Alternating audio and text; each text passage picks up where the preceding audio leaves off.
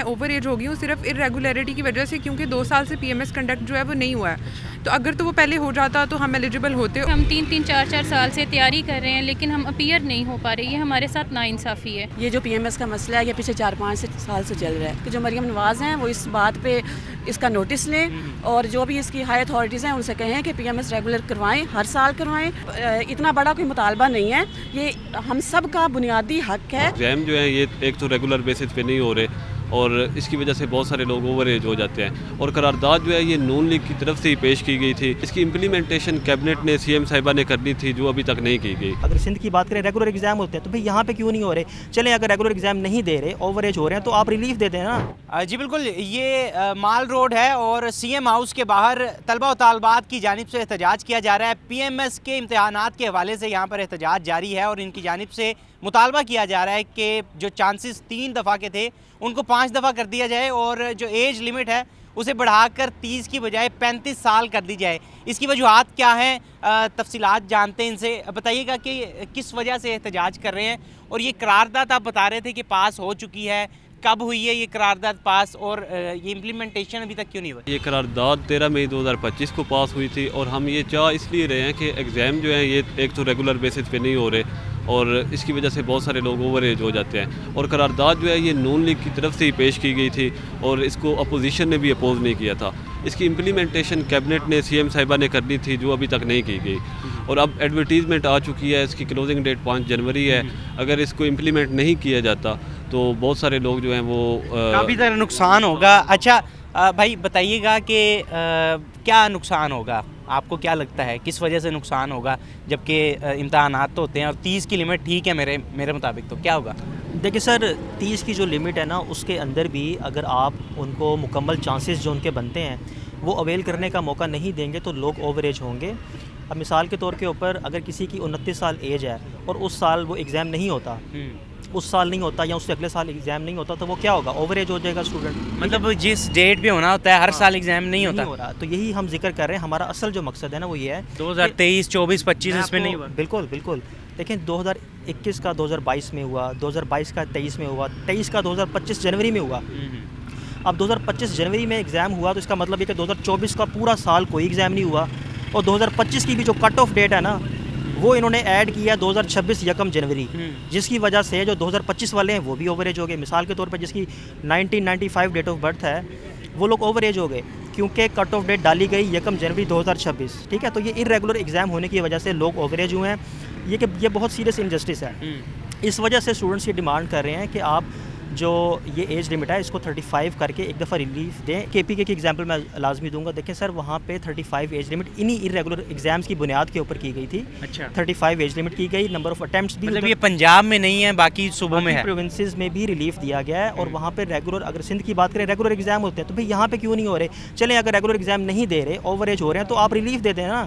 Relief दे दें, ये चीज़ cover हो जाएगी। हमने बड़ी कोशिश की कि हम किसी तरह अपनी सीएम तक अप्रोच कर सकें। हमने राना सिकंदर से भी मुलाकात की, लेकिन बहुत तकलीफ से बात है कि हमारी मुलाकात अब तक नहीं हो सकी। हमसे वादे किए गए, हमें बताया गया, हमें सुना गया, लेकिन हमें अभी तक सीएम से मीटिंग नहीं करवाई। हमारी वाहिद जो प्ली है वो ये है कि हमें सीएम से मिलने का एटलीस्ट मौका मिल जाए ताकि सिनेरियो उनके सामने रखा जा सके और पता चल सके क्या सिनेरियो है, कैसे आप इफेक्टिव हुई हैं इसके साथ। पूरे पंजाब से लाखों की तादाद में एस्पिरेंट्स ऐसे हैं जिन्हें के इम्तिहान में मौका नहीं दिया गया या कुछ ऐसी वजूहात बनी है, इम्तिहान लेट हो जाते हैं, हमारे रेगुलर शेड्यूल के मुताबिक नहीं हो पाते। और जबकि बहुत सारे मुल्कों में भी है और हमारे अपने पाकिस्तान के मुख्तलिफ सूबों में ये कानून राइज हुआ है। और आप कितनी दफ़ा अटैम्प्ट कर चुकी हैं? मैं 2 दफ़ा कर चुकी हूँ। तो हमारी सीएम पंजाब से अगर एज लिमिट बढ़ जाती है तो आपके लिए फ़ायदा होगा? जी बिल्कुल, ना सिर्फ मेरे लिए, मेरे जैसी बहुत सारी ख़वातीन को ये मौका मिलेगा। और जब से मरियम नवाज़ पंजाब की सीएम बनी है उन्होंने ख़वातीन के लिए बहुत कुछ किया है और हमें भी पूरी उम्मीद है कि हमें भी अपना हक मिलेगा और हमें मिलेगा। बिल्कुल ठीक है, उम्मीद की जा रही है। बताइएगा क्या कहेंगी, आपके साथ क्या सिनेरियो हुआ है और एहतजाज आप कर रहे हैं, यहाँ पर पहुँच गए हैं, मरियम नवाज़ से क्या मुतालबा कर रही हैं? अभी मैंने जो है वो सिर्फ 1 अटेम्प्ट दिया है, तो अभी मेरे पास 2 चांसेस हैं। तो अभी जो है वो मैं ओवर एज हो गई हूँ सिर्फ इरेगुलरिटी की वजह से, क्योंकि 2 साल से पीएमएस कंडक्ट जो है वो नहीं हुआ है। तो अगर तो वो पहले हो जाता तो हम एलिजिबल होते और भी बहुत सारे लोग हैं जो होते। तो उसकी वजह से बहुत ज़्यादा, सिर्फ मैं नहीं हूँ, बहुत ज़्यादा लोग जो हैं वो अफेक्टेड हुए हैं।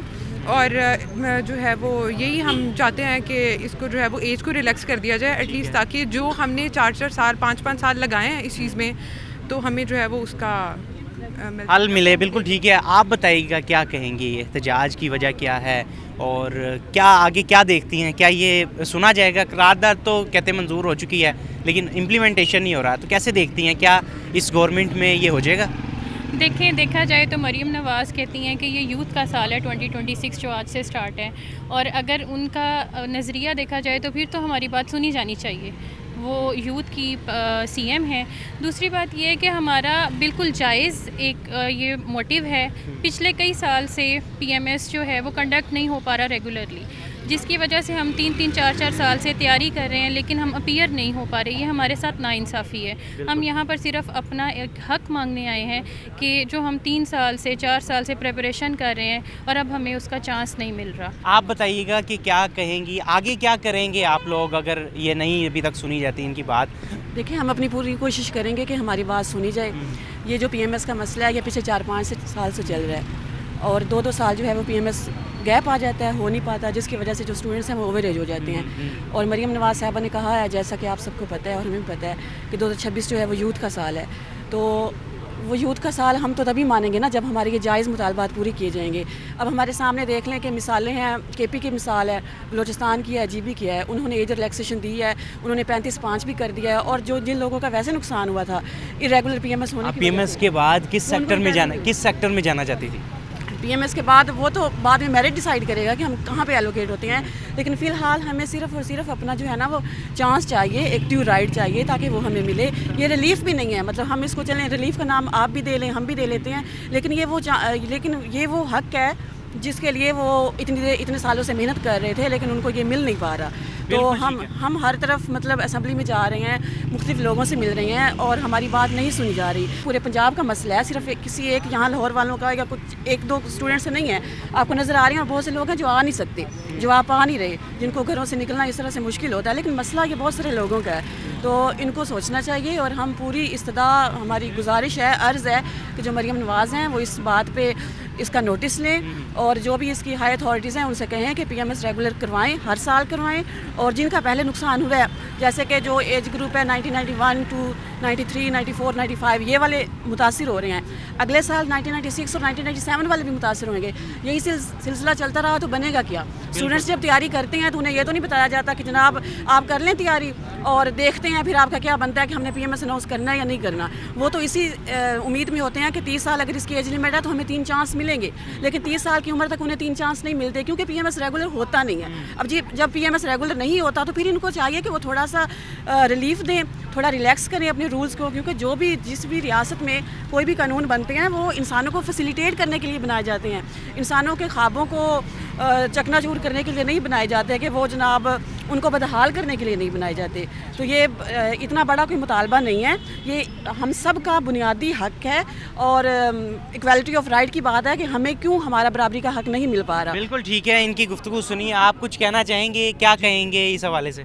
जी बिल्कुल, जो एज है वो 35 कर दी जाए, उसके साथ जो चांसेस हैं वो भी बढ़ाए जाएं। उसकी वजह बेसिकली ये है कि ज़्यादातर लोग, जिस तरह मैं खुद चीचावतनी से हूँ बैकग्राउंड, और हमारे ज़्यादातर जिस तरह फीमेल्स हैं वो भी ऑल अराउंड द पंजाब आई हैं, कुछ बैकग्राउंड से होती हैं, बैकवर्ड एरिया से होती हैं। उनका मेन इशू ये होता है कि वो उनकी एजुकेशन ही 27-28 साल की एज में जो है वो कंप्लीट होती है, और अब तो वैसे भी ग्रेजुएशन की डिग्री खत्म करके मास्टर्स के इक्वल कर दी गई है। तो वो जितने भी ग्रेजुएट निकलेंगे वो मास्टर के बाद निकलेंगे, तो जाहिर है उनको पूरे चांसेस भी नहीं मिलेंगे। और बाकी प्रोविंसेस में जिस तरह केपी में ठीक है, केपी के और दूसरे प्रोविंसेस की तरह पंजाब में भी जो कि चांस हैं वो 5 करने चाहिए और जो 35 साल है वो एज करनी चाहिए। इनकी जानिब से मुतालबा किया जा रहा है और इनकी जानिब से ये अपील की जा रही है कि सीएम साहिबा जो मरीम नवाज़ हैं उनकी जो ख़ास जो नज़र सानी है वो इस पर की जाए और करारदाद की मंजूरी के बाद उसको इम्प्लीमेंट भी कर दिया जाए। अपने मेज़बान तलहा अशरफ को इजाज़त दीजिए।